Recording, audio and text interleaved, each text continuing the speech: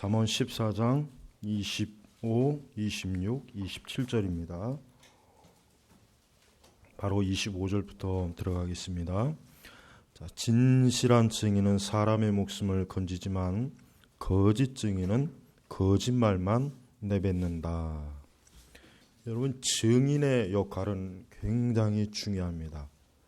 증인은 그 증인이 어떤 진실한 증인을 하느냐, 나쁜 증언을 하느냐에 따라서 한 사람의 생명이 죽기도 하고 살기도 하는 이런 일들이 있다는 것을 여러분들도 잘 아실 겁니다. 그래서 우리가 법정에서 이 증인의 역할은 그 재판을 하는 데 있어서 가장 결정적인 그 역할을 합니다. 그래서 그 증인, 그래서 검사 측이나 변호사 측이나 가장 신경 쓰는 게 뭡니까? 증인을 잘 선정해가지고 자기가 재판하는 그 사건에서 결정적인 어떠한 증인으로 말미암아 그 재판에서 이기는 것, 이게 굉장히 중요시 여기는 그런입니다. 오늘 말씀에도 보니까 어떻습니까? 진실한 증인은 사람의 목숨을 건지지만, 진실한 증인이라는 게 뭐예요? 사실대로 올바른 증인이라는 거죠. 근데 거짓 증인은 거짓말만 내뱉는다. 성경에 보면은 진실하게 증거하다가 고통을 받은 사람이 누구 있습니까? 스데반 집사.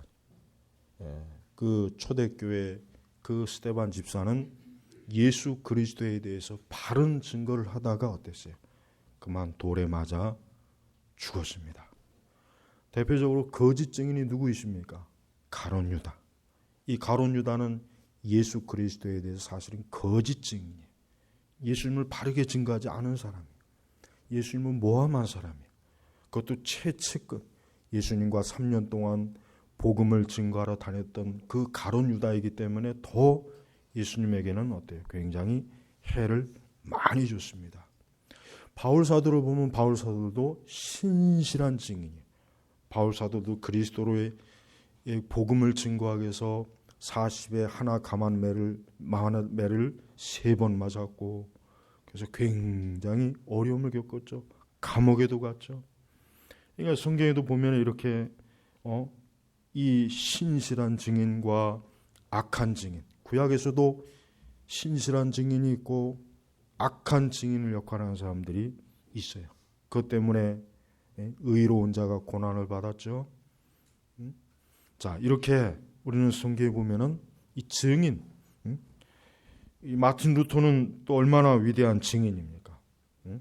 그 로마 제국의 그 황제와 그 추기경들과 그 고위 정치가들, 성직자들 앞에서 네가 써놓은 저 복음, 저것에 대해서 부정해라.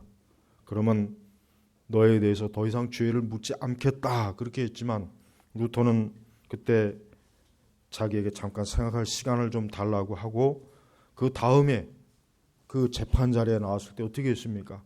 나는 양심에 위배되는 일을 할 수 없습니다. 내가 이제까지 가르치고 증거한 것은 사실입니다. 그렇게 증언을 했어요. 그러니까 신실한 증인이에요. 만약에 루터가 그 자리에서 죽는 게 겁이 나서 나는 내가 가르쳤던 모든 것들을 다 그냥 부정합니다. 그건 잘못된 것입니다. 내가 잠깐 정신이 헷가닥했습니다. 그렇게 했다면 루터는 어때요? 루터는 그냥 잠깐 그냥 복음의 햇발을 잠깐 들다가 겁이 나서 다시 복음의 횃불을 이제 꺼버린 그런 사람으로 아마 교회사에 잠깐 기록이 됐다가 그냥 지나갔을 거예요. 그런데 하나님께서는 루터에게 담대한 마음을 주셨어요.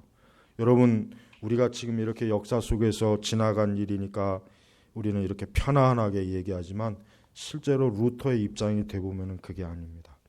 루터는 진짜 자기가 그 소환을 받았을 때, 그 제국의 종교회의의 소환을 받았을 때 루터는 분명히 내가 오늘 죽겠구나. 내가 여기에서 결국 이 복음 때문에, 예수 그리스도의 이름 때문에 내가 결국 죽음을 각오해야 되겠구나. 그런 각오를 가지고 그 자리에 분명히 갔단 말이에요. 응? 그러나 그 자리에서 루터가 어때요? 겁을 내지 않고 용기를 가지고 담대하게 복음에 대해서 증언했을 때 루터는 어땠습니까? 그 복음의 불길을 활활 타오르게 해서 결국은 그 유럽의 그 가톨릭 제국을 어때요? 그 교황에게 치명타를 가해서 우리 개신교, 오늘날 우리 개신교가 이렇게 다시 한번 굳건하게 쓰는데 루터는 용기 있는 인물이에요. 그래서 여러분, 종교 개혁자들 중에 최고로 용기 있는 사람은 루터예요. 칼빈보다 더 위대한 사람이에요, 사실. 물론 칼빈이 위대한 건 사실이지만 루터가 만약에 그렇게 종교 개혁이라고 하는 그 복음의 증언에 대한 담대하게 하지 못했으면 그 종교 개혁은 아마 흐지부지 됐을 거예요. 훨씬 더 미약하게 그냥 자리 잡지 못하고 그냥 흐지부지 하다가 굉장히 그냥 개신교가 하나의 소수 종파, 아주 어디 시골 구석, 유럽의 시골 구석에 구탱이에 있는 아주 이상한 소수 종파로 남았을 그런 그 일이 아마 더 컸을 겁니다. 그만큼 여러분, 루터는 아주 위대한 사람이에요. 우리는 루터를 우습게 여기면 안 돼요. 물론 루터에게는 좀 더 물론 흠은 있어요. 좀 더 개혁을 더 적극적으로 활발하게 좀 더 정교하게 하지 못한 그런 건 있지만, 그러나 루터가 이 복음을 바르게 선포하고 온 유럽에 어때요? 예수 그리스도의 이 이름을 온전히 드러내겠다고 하는 그런 결심과 그런 각오와 그런 용기의 활동이 없었다면 그 이후에 종교 개혁이 혹 일어났다고 해도 그냥 작은 불꽃으로 그냥 일어나다가 그냥 죽어버렸단 말이에요. 그래서 여러분, 그 인물 평전을 읽을 때 루터에 대한 그 책을 꼭 읽으세요. 아주 좋은 책이 하나 있어요. 읽어보면은 이렇게 복음을 위해서 이렇게 피나는, 그러니까 여러분, 오늘날 신앙생활이 크게 잘못된 게 뭐냐면 우리는 신앙생활을 너무 소꿉장난으로 신앙생활을 생각해. 그냥 기도하면 응답 다 되고 재미있고, 소꿉장난식으로 그냥 재미있고 박수치고 춤추고 노래하고 즐겁고, 그냥 신앙생활이라고 해 마냥 그냥 마치 이렇게 아주 재미있는 놀이동산에서 신앙생활하는 거로 생각하지만, 우리가 기독교 2000년 역사에서 신앙생활을 쭉 보면은 얼마나 많은 희생과 고통이 있었는지 말도 못합니다. 그러니까 우리는 굉장히 아주 그 신앙의 자유를 우리는 지금 마음껏 누리는 거예요. 이렇게 신앙의 자유를 마음껏 누리는 시기가 별로 없었어요. 별로 없었단 말이에요. 지금도 여러분 여전히 기독교에 대해서 반대하는 이슬람권이나 저는 불교권이나 이런 그런 지역들, 또 기독교가 거의 쇠퇴해서 정말 이 믿음의 어떤 교회라든가 씨앗을 보기가 어려운 데서 신앙생활하는 게 얼마나 힘든지 아닙니까? 말도 못하게 힘들어요. 그러니까 우리는 지금 아주 특별한 역사 속에서 특별히 신앙생활을 마음껏 자유롭게 할 수 있는 시기예요. 우리 한국교회도 초기에 잠깐이 아니죠. 일제시대 거의 대부분 얼마나 교회가 혹독하게 심판받았습니까? 그래서 예배를 드리기 전에 저 천황에게 먼저 동방요배를 하고 나서 주일 예배를 시작해야 돼요. 그렇게 안 하면 일본 순사가 저 뒤에 있어갖고 예배를 못 드리게 하잖아요. 일제시대 때. 그러니까 얼마나 이 교회가 일제시대 때 말도 못하게 핍박을 많이 받았어요. 또 전쟁을 통해서 교회는 엄청나게 많이 파괴됐죠. 그러니까 여러분, 우리가 지금 이렇게 자유롭게 신앙생활하는 이 시기가 얼마 안 돼요. 우리 한국교회도 얼마 안 된단 말이에요. 근데 우리는 이러한 자유롭게 신앙생활하는 걸 당연하다는 시각이죠. 아주 당연한 거예요. 너무나 당연하고 원래 이런 거 아니야? 원래 이래야 되는 거 아니야? 근데 실제로는 안 그래요. 그래서 교회 역사를 읽어보란 말이에요. 그래야 우리가 이렇게 신앙생활하는 게 이게 이렇게 우리처럼 편안하게 안전하게 신앙생활하는 게 이렇게 보편화된 게 아니라 굉장히 적은 기회구나. 우리 정말 특별하게 정말 하나님의 복을 받았구나. 그렇게 알아야 되는 거예요. 네. 여러분, 신앙의 위대한 증인들은 이 예수 그리스도를 믿는 이 복음, 이 성경의 말씀을 읽는 이것 때문에 저들은 목숨을 걸어야 되고, 저들은 엄청난 희생을 해야 되고, 죽음을 당해야 되고, 갖은 고생을 다 했습니다. 그러니까 여러분, 이 신실한 증인이라는 게 이래서 중요한 거예요.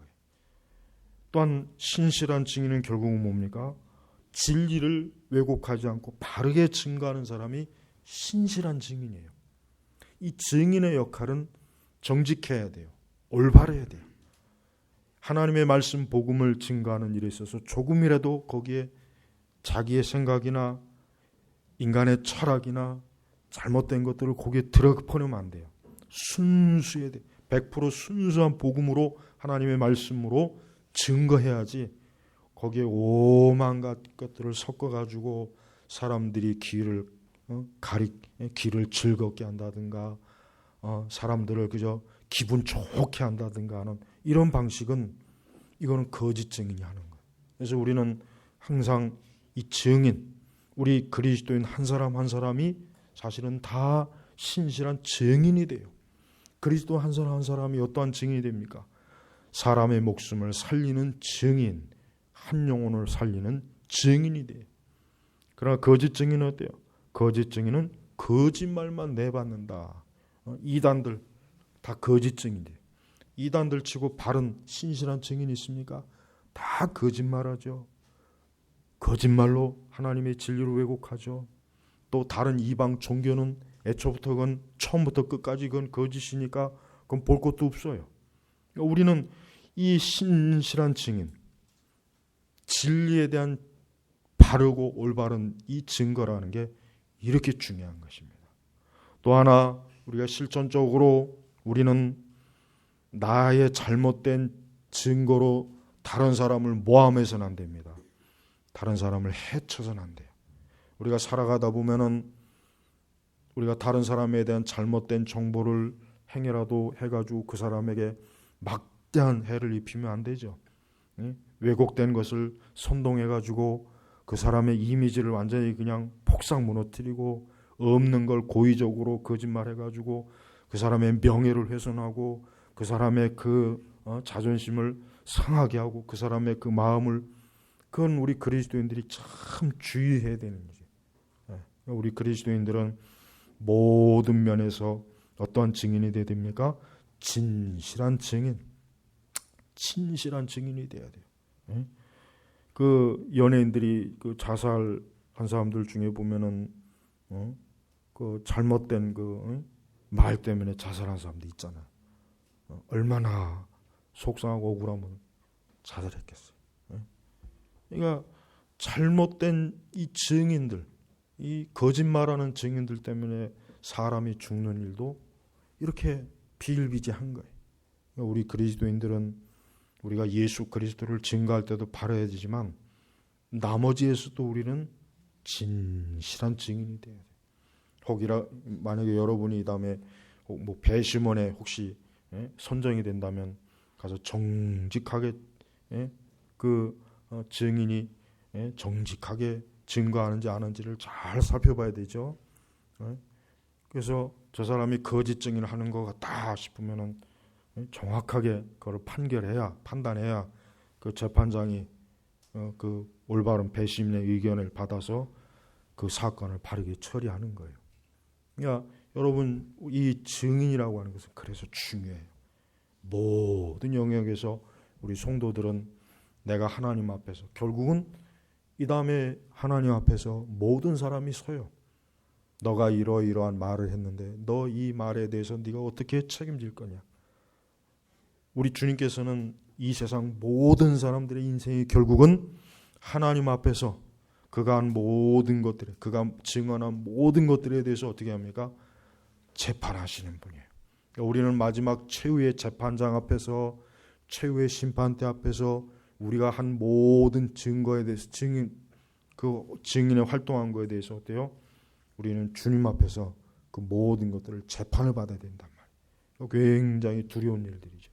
그걸 생각한다면은 우리가 이 세상에 살면서 어떠한 증인의 역할을 해도 내가 이 다음에 주님 앞에 섰을 때 주여 나는 올바른 증인의 역할을 했습니다.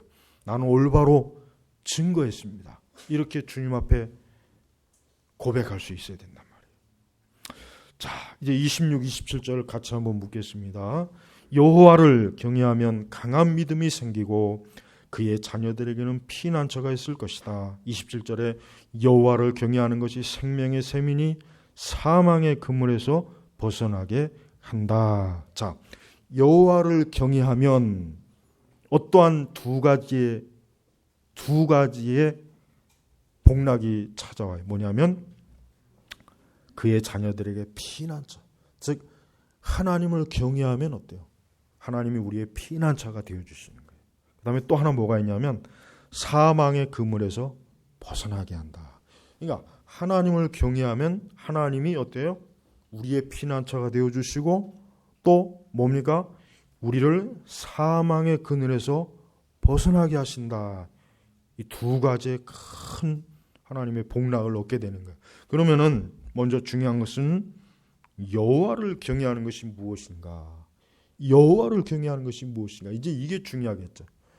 하나님을 경외하는 것이 무엇인가? 우리는 하나님을 경외해야 된다. 하나님을 경외합니다. 하나님을 경외해야 합니다. 그런 말은 많이 듣는데 구체적으로 어때요? 하나님을 경외하는 것이 무엇인지에 대해서 조목조목 우리가 알아야 돼요. 우선 하나님을 경외하는 것은 하나님을 두려워하는 것입니다. 하나님을 두려워해야 돼요. 항상 우리의 마음에는 하나님에 대한 두려워하는 마음, 하나님을 공경하면서 두려워하는 마음이 있어야 돼요. 이게 참된 경외하는 사람이 가지고 있는 가장 첫 번째 신앙의 성품이에요.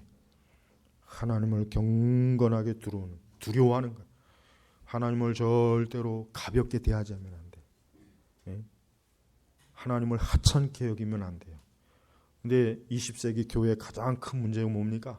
하나님을 하찮게 여겨요. 하나님과 너무 어떤 친밀하게, 하나님을 너무 친밀하게 제시해갖고 사람들로 하여금 하나님을 아주 가까운 이웃집 할아버지처럼 마음씨 좋은 그저 무엇이든지 다 받아줄 수 있는 하나님. 그러니까 하나님 앞에서 무엇이든 다 해도 된다는 생각을 가지고 있는 거예요. 그러니까 하나님 앞에서 옳은 것과 그런 것을 구별하지 못하고 그냥 무엇인지 하나님은 좋으신 하나님이시니까 그냥 하나님 앞에 항상 가까이 나가면 돼. 그래서 우리의 예배 방식이나 우리의 찬송이나 우리의 기도나 우리가 하나님을 대하는 모든 것에 있어서 어때요?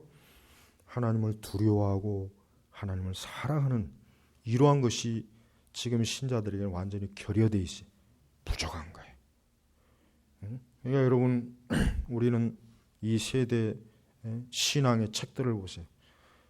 이 하나님에 대한 신앙에 대한 그 책들을 보면은 과거 청교도들의 책들과 지금 책들하고는 차이가 많이 나는데 무엇이 나냐면은 과거에는 옛날에 나온 책들은 하나님에 대한 막 두려움과 우러러봄, 하나님에 대해서 함부로 하지 않고 하나님을 아주 막 영광스럽게 두려운데, 근데 지금에 나온 책들은 하나님을 사람하고 거의 비슷한 수준으로, 거의 비슷한 수준으로 하나님에 대해서 얘기를 하고 하나님에 대해서 자꾸 신앙적 그렇게 이제 제시하니까 신자들이 어때요? 하나님을 두려워하기보단 그냥 하나님을 그냥 마냥 친밀하게 마냥 그저 하나님을 친밀하고 사랑해라. 하나님은 좋으신 분이다. 그러나 한편으로 우리는 하나님을 굉장히 엄하고 두려운 분으로 하나님을 알아야 돼요. 그 두 가지, 하나님을 공경하고 사랑하는 것이 어때요? 공존해야 된단 말이에요. 근데 두려워하는 마음은 없이 사랑하는 마음만 있으면 안 돼. 하나님을 두려워해야 돼요. 우리는 우리 자신에 대해서 항상 하나님에 대한 두려워하는 마음이 내가 있는가? 하나님을 거룩하게 두려워하는 마음이 내 속에서 크게 일어나고 있는가? 그러한 믿음, 그러한 심령의 상태가 있는지 우리는 살펴봐야 된단 말이에요. 그럼 그렇게 하나님을 두려워하는 마음, 그런 두려워하는 마음에서 또 무엇이 나옵니까? 하나님의 말씀을 지켜야 된다는 그런 생각이 나오는 거예요.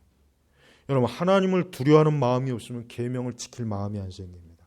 하나님을 사랑하는 마음만 가지고는 계명을 지킬 생각이 안 들어요. 두려워하는 마음이 있어야 돼요. 네. 어떤 사람은 하나님을 사랑하면 하나님의 계명을 지킨다. 그렇지 않습니다. 성경을 자세히 봐야 돼요. 우리는 구약의 이스라엘 백성들이 왜 저들이 하나님을 떠난지 아십니까? 하나님을 두려워하는 마음이 없는 거예요. 그래서 하나님이 어떻게 했습니까? 그들에게 재앙을 내린 거예요. 재앙을 내려서 하나님이 두려우신 분이구나. 우리가 이렇게 계명에 불순종하고 떠나니까 야, 하나님이 이렇게 두렵게 우리를 심판하시는구나. 두려워하는 마음으로 하나님을 섬기도록 그렇게 하나님이 이끌어 주시단 말이에요. 그러니까 여러분, 우리는 말씀의 계명을 지켜야 됩니다. 하나님을 경외한다는 것은 하나님의 말씀을 지키고 그 계명에 따라서 우리가 실제로 믿고 살아가는 거예요. 하나님의 말씀이 이렇다 하면은 거기에다 토를 달지 않는 거예요. 하나님의 말씀이 이렇다 하면은 그런 줄 알고 아멘, 내가 그렇게 하겠습니다. 그렇게 따르겠습니다. 그렇게 순종하겠습니다.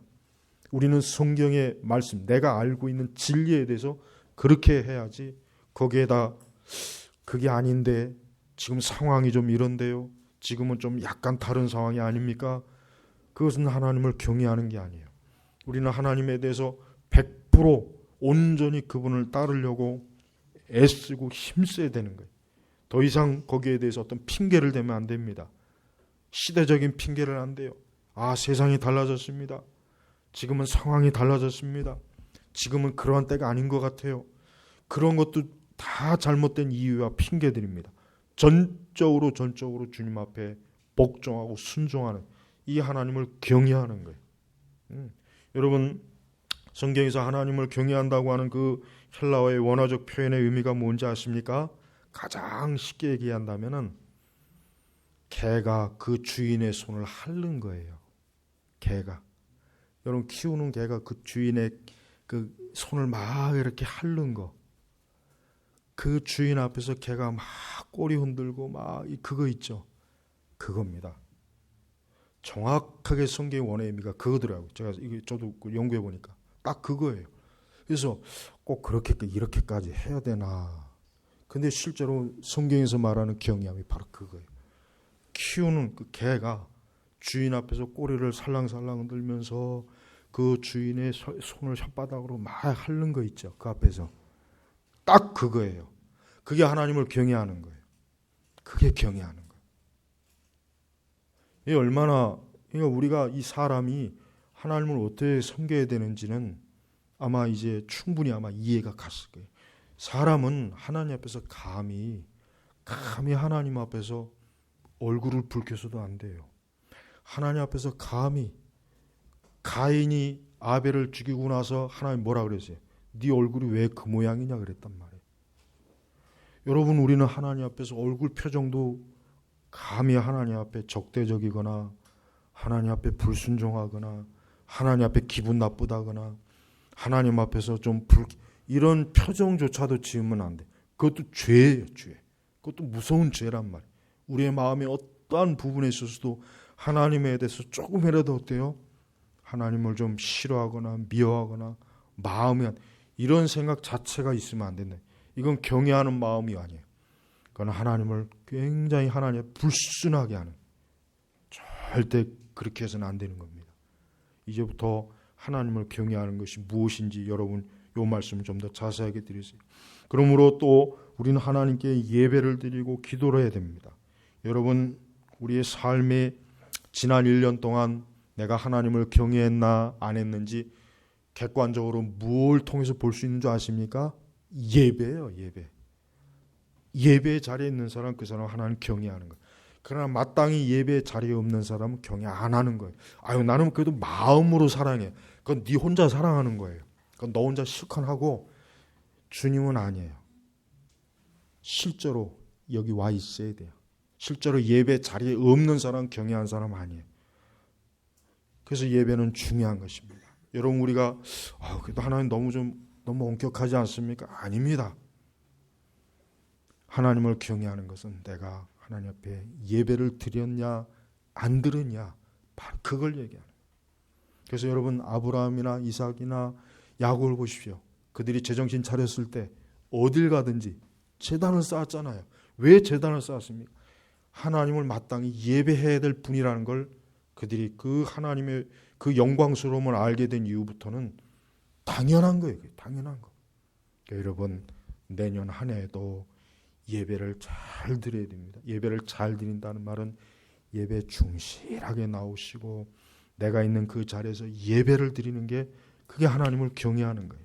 아울러 기도하는 것이고 찬송도 어때요? 거룩한 고전적 찬송이에요. 여러분 교회가 제가 아까 얘기했죠. 그 책이 참 빨리 번역이 돼서 냈으면 참 좋겠더라고요. 진짜. 왜 교회가 그렇게 음란하고 더럽고 세속적인 것을 그렇게 교회가 점령이 되었느냐? 음악 때문에 그래요. 음악 때문에 그래요. 음악. 그 대신 교회가 고전적 찬송을 부르고 경건한 찬송을 부르면 교회가 어떻게 된다? 교회가 신자들의 마음이 어때요? 그 육적인 마음이 차분하게 눌러지는 거예요. 눌러지고 그 육적인 마음이 죽는 거예요. 그 경건해진다는 거예요. 경건해. 근데 이 음악이 세속적인 세속 리듬, 락 이런 재즈 이런 것들이 들어오게 되면은 우리 마음에서 어때? 막 요동치는데 그게 경건한 심령이 아니라 사실은 타락한 심령이라는 겁니다. 사람들은 막 내가 하나님 찬양하면 우리가 이렇게 경건하게 하나님을 찬양하는데 뭐 안 되냐는 그게 사람이 얘기하는 게 그게 속는 거라는 거예요. 그게 타락한 심령이라는 거예요. 타락한 심령. 그래서 여러분 틀려요. 그러니까 교회가 이 경건한 고전적 찬송을 하면 아니면 우리처럼 시편 찬송하면 교회는 이 신자들의 마음이 사람들의 영혼이 어때요? 그 육적인 마음이 죽습니다. 그게 살아나질 못해요. 그러나 만약에 여기다 드럼을 놓고 일렉 기타가 치면은 이 사람들의 본성이 어떠냐면 악한 게 영적인 마음은 자꾸 죽고 악한 막 이 정욕의 마음이 있죠. 그게 막 살아난다는 거예요. 그게 나는 그게 너무나 정확하게 정말 이해가 되는 거예요. 그러니까 여러분 현대복음주의 교회들이 어때요? 정말 하나님을 경외함으로 예배드리고 기도하는 게 아니라 다 자기 기쁘려고 하는 거예요. 내가 즐거우려고, 그냥 내 마음 기분 좋게 하려고, 내 스트레스 채우려고 하는 거지. 진짜 하나님을 경외함으로 이렇게 막 두려워하는 막 그런 예배나 기도와 찬송은 없다는 겁니다. 없는 거예요. 없는 거. 그러니까 하나님을 경외한다는 그 경외한다는 방식이 잘못된 거예요. 그래서 여러분 우리가 조심해야 돼요. 또 뭡니까? 하나님께 충성해야 됩니다.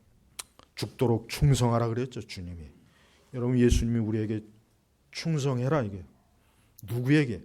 예수님에게 충성해라. 그냥 어떻게? 죽도록 충성해. 그래서 우리 교회 역사 속에서 진짜 죽으면서 충성한 아까 얘기했지만 스데반 돌에 맞아 죽으면서 예수님께 충성했잖아요. 바울도 맞으면서 주님께 충성했잖아요. 베드로도 맞았으면서 예수님께 충성했죠. 구약의 선지자들도 맞고 죽으면서 충성했어요. 진짜 그들은 죽도록 충성했어요. 우리는 이 죽도록이라는 말을 자꾸 상징적으로 보려고 자꾸 그렇게 하는데 실제로 그 말은 문자적으로 죽음이에요.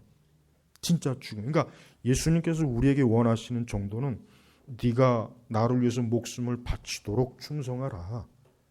그게 예수님이 우리에게 요구하는 거예요. 오늘 우리 시대는 건 좀 지나친 무리겠죠. 지금 같은 분위기에서는 그 정도까지는 좀 곤란합니다. 주님. 그냥 우리가 그냥 상징적으로 알아들게요. 아니에요. 문자적으로 진짜 죽음이에요. 정말 죽음이라니까요. 죽도록 충성해야 돼요. 여러분 예수님 앞에 충성한다는 것은 자기 자신이 십자가에 못 박히지 않고서는 충성이 안 돼요. 우리는 충성하기를 싫어하잖아요. 충성하는 걸 부담스러워해요. 충성이라고 하는 것은 좀 너무 극단적이니까 그냥 나는 주님을 많이 살아갑니다. 이 정도로 주님 하죠. 더 이상 나한테 요구하지 마세요. 그건 너무 무리입니다. 우리는 항상 하나님하고 그렇게 적절하게 계약을 맺으려고 그래요. 근데 예수님은 충성하라 이거. 그것도 어떻게? 죽도록 충성. 그래서 과거의 성도들은 진짜 죽도록 충성했어요. 그 온풍기를 켜야 되겠네. 공기가 차니까. 그래서 여러분, 우리는 진짜 죽도록 충성해야 돼. 여러분, 한국교회 초대교회 때 보면은 그 당시 어떤 일이 있었냐면은, 그 당시 예배당을 지으려면은 지금같이 무슨 뭐 건축 자재가 뭐 그게 아니잖아요. 그 당시에는 어때요? 신자들 한 사람 한 사람이 자기의 시간에 11조를 해가지고 돌을 직접 나르고 건축을 하고, 초기 그 교회들은 다 그렇게 해서 지은 거예요. 지금처럼 뭐 시공사, 뭐 건설사 해가지고 돈만 주면 다 되는 게 아니라 직접 신자들이, 돈은 없으니까 자기의 몸으로 돌을 지고 다 와서, 우리 한국 초대교회 보면 다 그렇게 해서 교회 지은 거예요. 그들은 그걸 당연하게 여긴 거예요. 왜? 누구를 위해서? 그게 그리스도를 위해서 충성하는 거예요. 그러니까 확실히 70년대나 80년대까지도 한국교회는 예수 그리스도에게 충성해야 된다는 걸 당연하게 했는데, 90년대로 넘어오면 그리스도께 충성한다는 걸 사람들이 부담스러워해요. 부담스러워하고 싫어하고, 그냥 교회라고 하는 것은 내 마음 편안하고자 가는 것이지, 교회 가서 뭐 내 마음을 불편하게 하는 설교, 나를 좀 불편하게 하고 부담스럽게 하는 그런 요구는 하지 마세요. 그게 이제 보편화됐어요. 그래서 사람들이 작은 교회를 안 가는 거예요. 큰 교회를 가야 모든 부담에서 다 자유롭잖아요. 그래서 사실은 좋은 게 아니죠. 사실은 그런 의미로 그렇게 찾는 건 좋은 건 아닌데, 여러분, 우리가 충성해야 된다는 거 명심해. 모든 면에서 충성해야 돼요. 나는 정말 예수 그리스도께 충성되었는가? 우리는 지난 한 해를 내가 과연 예수님에게 충성했나? 내가 모든 면에서 충성했을까? 그분이 나의 주인이신데 내가 그 주인 앞에서 충성했을까? 한번 좀 계산을 좀 해보시기 바랍니다. 또 여섯 번째는 뭡니까? 하나님을 신뢰하는 거예요. 여러분, 하나님 신뢰됩니다. 하나님 믿습니까? 여러분의 모든 생사화복, 하이델베르그 요리문답 제1문, 우리의 생사관에 우리는 오직 예수 그리스도를 신뢰하고 믿는 거예요. 예. 우리 생사관에 오직 그분을 믿는 거란 말이에요. 예. 신뢰 믿으세요. 왜 하나님 안 믿으세요? 모든 면에서 하나님 믿어야 돼요. 하나님 앞에 머리카락 바늘 하나 같은 정도의 크기도 하나님을 믿으세요. 신뢰하세요. 기도하세요.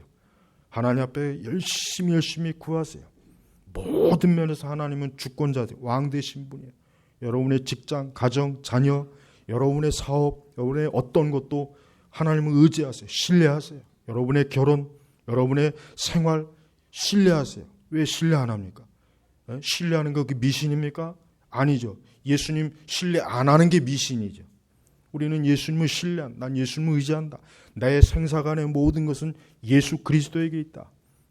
구약에 얼마나 그런 말씀이 많아요. 신뢰하세요. 여러분, 올 한 해도 그렇지만 남은 한 해, 내년부터 더 많이 신뢰하세요. 두려워하지 말고 예수님 믿으세요. 그래서 예수님은, 우리가 성경에 보면 예수님을 믿는 걸 기뻐하시잖아요. 예수님이 제일 기뻐한 게 뭐예요? 믿는 걸 기뻐하셨어요. 믿는 걸 기뻐했다. 예수님을 신뢰하고 믿는 걸 예수님이 가장 기뻐했단 말이에요. 근데 우리는 그렇게까지 정말 예수님을 기쁘게 합니까? 예수님을 신뢰해야 돼요. 의지해야 돼요. 아주 철저하게 지나치다 싶을 정도로 예수님을 의지해야 돼요. 그게 예수님 기뻐하는 거예요. 네가 오직 나만 알고 있구나. 나만 의지하는구나. 예수님이 얼마나 가장 크게 기뻐합니까? 그런데 지혜롭다고 해가지고 골고루 분산해서 보험 드는 사람들은, 골고루 자기의 의지할 대상을 여기저기 다 버티는 사람은 그건 좋은 사람 아니야. 모든 것을 주님에게 전적으로 신뢰하며 주님을 의지해야 돼. 다른 것은 부차적인 거예요. 다른 것은 그냥 하잘 것 없는 거예요. 다 좁쌀만한 거예요. 그리스도께 신뢰해야 돼요. 그래서 예수님은 전폭적으로 신뢰하는 사람을 주님은 기뻐해요. 그렇게 산 사람이 조짐을 내요. 조지 물러의 이야기도 그 정규문도 읽어보십시오. 조지 물러의 이야기를 읽어보면은 우리하고 어떻게 같은 사람인데 전혀 딴 세계에 사는 사람처럼 어떻게 살까? 그게 바로 믿음의 크기란 말이에요. 신뢰해야 됩니다. 그리스도인들은 세상이 어떻게 돌아가든 신뢰해야 돼요. 경제가 어떻게 돌아가든 사업이 어떻게 돌아가든 현실의 눈앞이 어떻게 돌아가든 신뢰합니다. 믿어야 됩니다. 믿음이 없으면 안 돼요. 이건 성경에서 아주 100번, 1000번, 10,000번을 주장하는 게 그리스도를 신뢰하라. 너희가 신뢰하면 살지만 너희가 나를 신뢰하면 넌 죽는다. 이게 구약의 메시지란 말이에요. 또 뭐가 있습니까? 최종적으로 결국 주 예수 그리스도를 믿으며 주인으로 모시는 것. 여기에서 이제 완성되는 거예요. 하나님을 경외하는 완성은 예수 그리스도를 나의 주인으로 모시는 거예요. 나의 목자, 나의 인도자 모시는 거예요. 이게 하나님을 경외하는 궁극적 완성이란 말이에요. 그러니까 우리 그리스도인들은 예수 그리스도를 최종적이고 유일하고 전적으로 그리스도를 신뢰하며 나의 주인으로, 나의 생사간에 이분이 오직 하나님의 아들 예수님만이 나의 주인으로 모시는 것. 이게 하나님 경외의 궁극적인 왕관. 영국 여왕의 그 가운데 뭐가 있습니까? 남아공에서 캐낸 보석이 있잖아요. 가장 큰 보석. 그 보석이 꽉 박혀 있잖아요. 거기에. 보석 중에 왕 최고의 보석이 거기에 박혀 있는 거예요. 우리 신앙의 궁극적인 보석이 뭔지 아십니까? 예수 그리스도를 나의 주인으로 모시는 거란 말이에요. 이게 궁극적 완성이에요. 이게 안 돼 있는 사람은 그 나머지 것들이 아무리 잘 돼봐야 소용이 없습니다.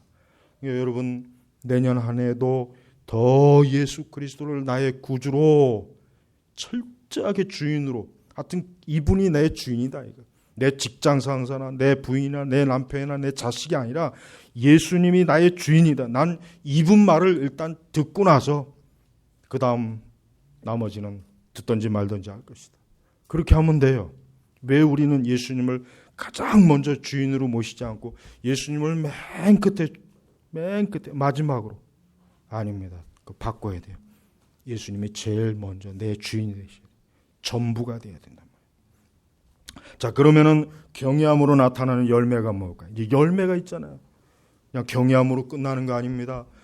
우리가 하나님을 경외할 때 엄청난 것을 주십니다. 뭡니까? 첫 번째, 로마서 6장 23절을 보니까 죄의 삭은 사망이라 그랬어요. 우리가 하나님을 경외함으로 어떻게 됩니까? 죄와 악에서, 그 재앙에서 더럽혀지지 않고 건짐을 받습니다. 여러분, 우리가 하나님을 경외하게 되면 어떠한 저주도 우리에게 오지 못해요. 여러분 알아야 됩니다. 실제로 인간은 저주받는 삶을 살아요. 인간은 실제로요, 보이지 않는 이 악한 귀신과 사단, 또 이 세상의 악인들로 인해서 저주를 받아요. 그런 상황과 환경이 진짜 있습니다. 그런 것으로 우리가 저주받지 않으려면 어떻게 됩니까? 하나님을 경외해야 돼요. 여러분 성경을 보십시오. 하나님을 경외하지 않으면 저주가 내리잖아요. 한 국가의 저주가 내리고, 한 집안의 저주가 내리고, 한 개인에게 저주가 내리고, 하나님이 저주를 주고 하나님이 그 모든 것 주인이란 말이에요. 욥기서를 보세요. 욥기서 초반부만 읽어봐도 제 말이 맞다는 거예요. 제 말이 맞다는 걸 그 말씀이 증명하잖아요. 진짜로 여러분 왜 사람들이 무당 찾아간지 압니까? 그거 세상 사람들한테 그거 잘하는 거예요. 하나님 안 믿으면 무당이라도 믿어야 돼요. 그래야 어쨌든 귀신 달래갖고 좀 더 살아야지. 돈도 벌고. 그것도 안 하면 어떻게 해? 그거라도 해야지. 그러나 예수님이 왕 중 왕이시랍니다. 예수님 믿으면 나머지 것들은 다 소용없어요. 그러니까 예수님 안 믿으면 귀신이라도 믿으란 말이에요. 귀신이라도. 그래야 먹고 살죠. 그래야 그래도 좀 보호받으면서 산단 말이에요. 그러나 주님 앞에서는 그 귀신도 아무것도 아니에요. 그래서 복음서에 보면은 귀신들이 예수님만 나타나면 벌벌 떨지 않습니까? 예수님 앞에서는 아무 힘도 못 쓰잖아요. 바울이 복음을 증거할 때 귀신들도 그 앞에서 아무 힘을 못 써요. 그리스도의 영이 있기 때문에 그래요. 그러니까 여러분 인간이 진짜 예수님 하나님을 경외하면 저주가 없습니다. 정말 저주 없어요. 이건 정말 내가 너무나 강조하고 싶어요. 혹시라도 세상 사람 중에 팔자가 더럽고 개 같고 지랄 맞은 사람들이 있으면 정말 예수님 믿어야 돼요. 그러면 그거 정말 사라집니다. 이건 미신이 아니에요. 이게 실제란 말이에요. 이게. 아니 구약 성경을 좀 자세히 읽어보십시오. 하나님 믿지 않으면 다 저주입니다. 저주. 귀신들이 얼마나 그거 갖고 놀아요. 이거 왜 근데 이걸 교회에서 왜 안 가르치냔 말이에요. 이거를. 예수님 믿어야 돼요. 하나님 경외해야 돼요. 그래서 죄의 싹은 사망이라 그러죠. 죄인이 하나님께 건진받지 못하면 죽음이다. 죽음. 그냥 죽는 거예요. 그러니까 저주받고 싶지 않고 재앙받고 싶지 않은 사람은 빨리 예수님 믿어야 된단 말이에요. 이건 너무나 명확한 사실이에요. 이건 진리예요. 이거는. 또한 뭡니까? 우리는 하나님의 보호와 인도를 받습니다. 바로 이거예요. 정말 하나님을 믿는 사람은 하나님의 보호. 여러분 서양 사람들이 인사 중에 뭡니까? 지금은 그런 인사를 잘 알겠지만은 축복, 신의 가호를 빕니다.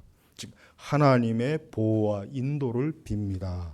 이게 옛날 그리스도인들, 서구의 그리스도인들이 인사란 말이에요. 즉 하나님의 보호와 인도를 구합니다. 다른 사람을 축복하는 말이에요. 그래요. 정말 하나님을 경외하면 하나님의 보호와 인도가 있습니다. 그러나 하나님을 경외하지 않는 사람에게는 하나님의 보호와 인도가 없어요. 없어요. 그들에겐 하나님이 국물도 주지 않습니다. 하나님은 자기 자녀가 아닌 다른 사람에게 떡고물도 주지 않는 분이에요. 내 백성이 아닌 자에겐 나는 떡고물도 주기 싫다. 그냥 일반적인 그저 일반 은총적 관점에서 그냥 보살펴 주는 거지 하나님의 보호와 인도는 없습니다. 오직 우리에게만 있는 거예요. 우리에게만. 하나님을 믿는 경외하는 사람들에게만 있는 거예요. 또한 역시 동일하게 마귀와 사단, 즉 귀신과 악령에게 해를 받지 않습니다. 예? 요즘 우리 한국 영화 중에 요즘 인기 있는 영화 하나 있죠. 나는 뭐 별 볼 생각도 없고 생각하고 싶지도 않은데 강동원 나오는 거. 예, 그게 무슨 내용이 뭐냐면은 저는 보진 않았는데 스토리는 알아요. 귀신 쫓는 거예요, 그냥 한마디. 엑소시스트 한국판. 근데 여러분 이거 알아야 돼요. 진짜로 여러분 귀신에게 시달리는 사람이 있어요. 사실은 그런 것을 진짜 보게 되면은 신앙 교육상 한번 보게 되면 그때는 이 귀신이 얼마나 무섭다는 걸 그때는 확 피부로 와 닿을 겁니다. 진짜로 귀신이 들리면은 이거는 우리 그리스도인이라고 해도 예수님 말씀대로 기도와 금식으로 준비되지 않는 사람은 아예 그냥 근처에도 가면 안 돼요. 여러분 진짜 귀신이 들리면 무섭습니다. 그 사람에게 정말 귀신이 역사하면 보통 이건 완전히 귀신이 화육신하는 거예요. 귀신이 그 사람을 통해서 완전히 귀신의 인격을 드러내기 때문에 엄청나게 무서운 거예요. 보통 무서운 게 아닙니다. 그래서 함부로 그런 걸 접근하면 안 되고 찾아도 안 되는 이유가 공인이 그랬다가는 오히려 된통당해요. 우리가 신약 성경에도 나오잖아요. 귀신 쫓으려다 오히려 귀신에게 호되게 당해가지고 부끄러움 당한 그 사건이 나오지 않습니까? 사도행전에서도. 여러분 진짜 귀신과 마귀와 사단은 사람을 고통을 줍니다. 괴로움을 줍니다. 사람을 정말 아주 못 살게 만들고 정신적으로 육체적으로 하여튼 모든 면에서 이 귀신은 사람을 파괴시키는 역할을 해요. 그런 것으로부터 보호받으려면 어떻게 해야 돼요? 하나님 경외해야 돼요. 하나님 경외하는 것 외에는 다른 방법이 없어요. 다른 방법이 없습니다. 여러분 지금 우리 시대는 악령이 활발하게 활동하는 시대, 우리 시대라고 해서 악령이 활발하지 않습니까? 활동하는 시대예요. 그런데 좀 더 즉각적으로 나타나는 게 또 있지만 스며드는 게 있단 말이에요. 스며드는 거. 아까도 얘기했지만은 확실히 교회 안에 이 CCM은 이건 마귀의 역사예요. 나는 그걸 이전부터 그렇게 내가 얘기했지만은 난 그게 옳다는 것을 다시 한번 나는 그 책을 통해서 나는 확증을 받았어요. 역시 내 추측이 많구나. 이런 음악들이 사람의 교회 안에 들어와서 이런 음악들이 우리 성도들을 또 교회 안에 육적 사람들을 미치게 만드는구나. 죄짓게 만드는구나. 악한 그 정욕을 일으켜서 교회를 그냥 완전히 이거 그냥 어지럽히는구나. 난 아주 확증을 받았어. 확증. 마귀의 세력을 절대로 우습게 여기면 안 됩니다. 마귀는 예수님까지도 찝적거렸어요. 예수 그리스도에게까지도 3번이나 찝적거린 정말 겁이 없는 놈이에요. 그렇지만 예수 그리스도 앞에서 감히 말하기는 힘을 못 써요. 우리는 하나님을 경외하면 우리 가정에서 예배를 드리고 이렇게 교회에서 예배를 드리는 그런 가정은 하나님의 그 가호, 하나님의 보호가 있는 거예요. 여러분, 이런 얘기들을 왜 이런 얘기들을 왜 오늘날 신자들이 왜 안 듣는지 모르겠어요. 왜 이런 것들을, 이런 영적인 실체를 왜 모르고 그냥 교회를 그냥 마치 무슨 문화센터 다니듯이 다니는지 모르겠어요. 이런 걸 모르고 어떻게 신앙생활하고 있는지 도무지 이해가 안 가는 거예요. 이런 걸 알아야 돼요. 이런 걸 여러분 꼭 염두에 둬야 됩니다. 또한 우리는 하나님을 경외하게 되면 믿음과 소망과 사랑으로 담대해집니다. 하나님을 경외하는 사람에게 믿음과 소망과 사랑, 이것이 하나님께서 우리에게 주시는 내적인 축복이, 우리 심령의 축복이. 여러분, 믿음, 소망, 사랑, 이게 그냥 세상에서 얻어지는 겁니까? 세상에서 자원봉사하고 착한 일하면 얻어지는 것입니까? 아닙니다.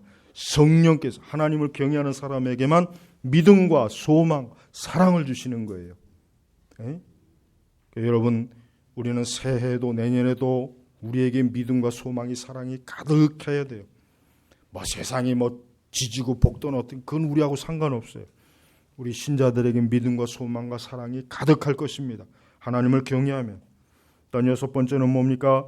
예수 그리스도의 대속으로 인하여 영원히 구원받는 것입니다. 이것도 결국은 뭐예요? 결국 궁극적으로 하나님을 경외하는 열매는 어디에서 나타납니까? 우리가 천국에서 영생을 누리는 것으로 나타나요. 천국에서 영생이에요. 여러분, 제가 아주 정말 강조하지만 천국은 실제 있는 거예요. 천국은 실제 장소적이에요. 천국은 실제 현실입니다. 천국은 내 마음에 있는 게 아니에요. 실제로 하나님 나라가 있는 거예요. 우리는 그곳에서 발을 딛고, 그곳에서 우리는 서로 마주보고, 그곳에서 우리는 서로 먹고 마시고 그리스도와 함께하는 곳이란 말이에요. 그 장소예요. 나는 거기서 영생을 누릴 거란 말이에요. 마음속에 있다는 사람, 넌 평생 마음속에서 살아라. 나는 진짜 천국에서 주님과 함께 동거할 것이다. 주님과 함께 할 것이다. 이 믿음이 있어야 돼요. 여러분, 우리 그리스도인들은 주님께서 마지막 그때 주님 앞에 가면 모든 눈물을 씻겨준다 그랬어요.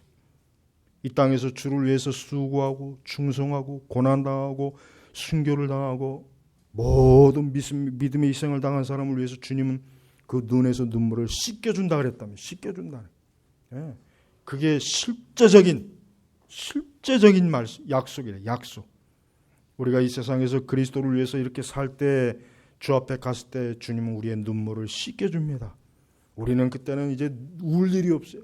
모든 천국의 기쁨과 빛과 사랑과 영광이 영생토록 천국에 있단 말이에요. 하나님 믿는 하나님의 백성들과 영원히 교제하면서 하나님을 즐거워하고 기뻐하고, 더 이상 질병이 없고 사망이 없고 죽음이 없고 핍박이 없고 온갖 육적인 고생이 없는 그 천국에서 그리스도를 모시고 그리스도와 함께하는 이 마지막 영생의 축복이 결국 하나님을 경외하는 자에게 주어지는 거예요.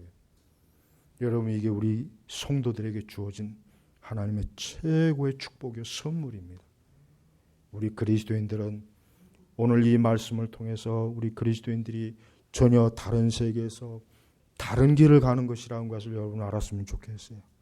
여러분, 하나님을 경외하면, 여호와를 경외하면 강한 믿음이 생기고 그의 자녀들에게는 피난처가 있을 것이다. 여호와를 경외하는 것이 생명의 셈이니 사망의 그물에서 벗어나게 한다.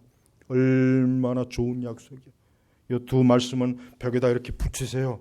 자녀들 방에도 붙여주세요. 그래, 내가 새해도 내가 할 일이 뭐겠느냐. 내가 하나님을 경외하면 누가 나를 건들겠느냐.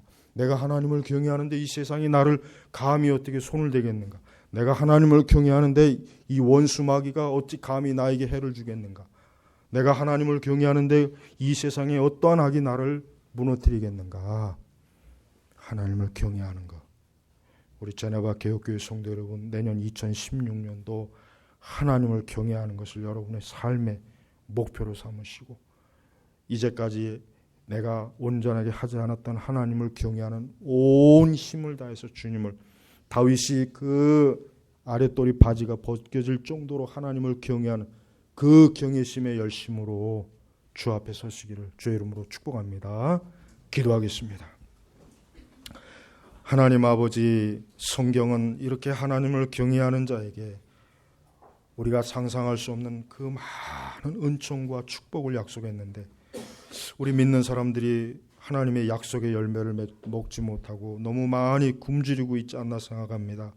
하나님 아버지, 내년 2016년도 하나님을 경외하는 우리 제나바 개옥교회, 하나님을 경외하는 우리 교우들이 되게 하시고 하나님을 경외함으로 주님을 기뻐하심을 입은 특별한 하나님의 백성들이, 자녀들이 다 되게 하여 주시옵소서. 감사하며 우리 주 예수님의 이름으로 기도 올렸습니다. 아멘.